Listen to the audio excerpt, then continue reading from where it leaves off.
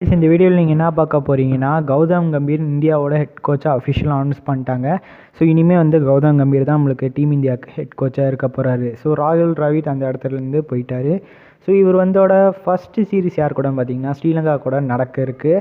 So OTA மற்றும் T20 நடக்குன்னு guys. So இதில் வந்துட்டு இன்னும் ஸ்குவாட் அனாலிசிஸ்லாம் இன்னும் விடல. ஸ்குவாடை பற்றி விட்டுட்டாங்கன்னா அதை பற்றின அப்டேட்ஸும் நம்ம சேனலில் போடுவேன். மறக்காமல் ஜாயின் பண்ணி தெரிஞ்சுக்கோங்க. ஸோ இப்போ வாங்க இந்த வீடியோவில் போகலாம்.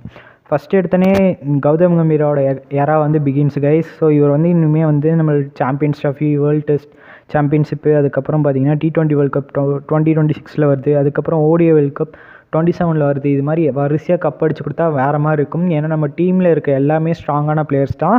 ஸோ இந்த ஸ்ட்ராங்கான பிளேயர்ஸ்க்கு ஒரு நல்ல கோச்சுன்னு தான் சொல்லுவேன். ஏன்னா ஆஸ்திரேலியன் மைண்ட் செட் இருக்க இந்தியன் கோச்னா அது கௌதம் கம்பீர் தான் சொல்லுவேன். ஸோ ஒரு அக்ரஷன் மைண்ட் செட்டில் தான் வச்சுருப்பாரு. ஸோ இவர் கோச் பண்ணுறனாலே இந்தியா கொஞ்சம் பெட்டராக இருக்குன்னு தான் சொல்லுவேன். ஸோ பார்ப்போம் என்ன நடக்க போகுதுன்னு.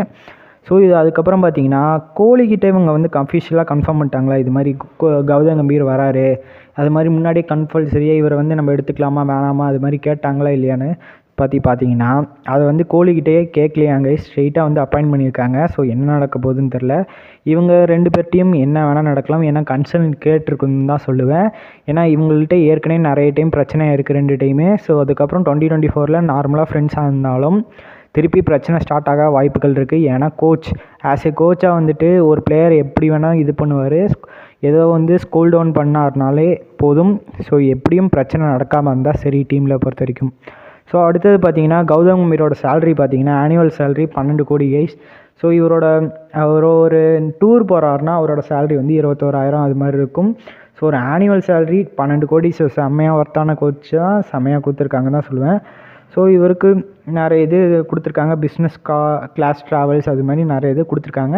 ஸோ இவரோட ஆனுவல் சேலரி பார்த்தீங்கன்னா 12 கோடி. அவ்வளோதான் கைஸ் இந்த வீடியோவில். அவ்வளோதான் கௌதம் கம்பீர் பற்றி. இதுக்கப்புறம் பார்த்தீங்கன்னா big thing in cricket Ruturaj Gaikwad பற்றி பார்ப்போம். ஸோ இவரை கீ பாண்டிங்கே சொல்லியிருக்காரு, இவர் தான் அடுத்த கீயாக இருக்க போகிறார் இந்தியன் டீமில் அது மாதிரின்னு சொல்லியிருந்தார்.